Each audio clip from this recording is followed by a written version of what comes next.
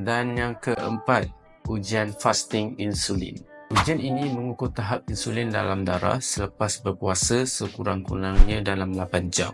Paras insulin yang tinggi menunjukkan rintangan insulin, iaitu punca utama type 2 diabetes, obesiti dan juga penyakit kardiovaskular. Kajian dalam biomedicines menunjukkan bahawa insulin puasa tinggi ini boleh menjadi penanda awal sindrom metabolik.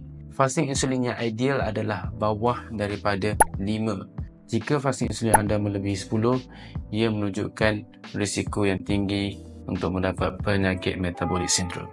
Untuk menurunkan fasting insulin adalah dengan mengurangkan makanan proses yang tinggi gula dan karbohidrat halus, amalkan intermittent fasting iaitu puasa berkala, bersenam secara konsisten seperti resistance training dan HIIT, dan lebihkan protein dan lemak yang sihat dalam diet anda.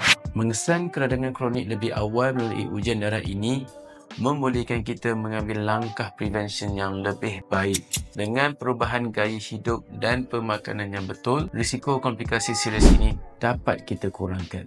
Kesihatan yang baik bermula dengan kesedaran dan ilmu yang betul.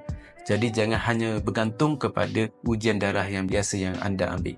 4 ujian ini boleh memberi gambaran lebih jelas tentang keradangan dan risiko penyakit metabolik. Sebelum membuat keputusan berdasarkan ujian ini, rujuklah doktor atau pakar kesihatan anda. Keputusan ujian ini boleh dipengaruhi oleh pelbagai faktor seperti umur, jantina dan keadaan kesihatan lain.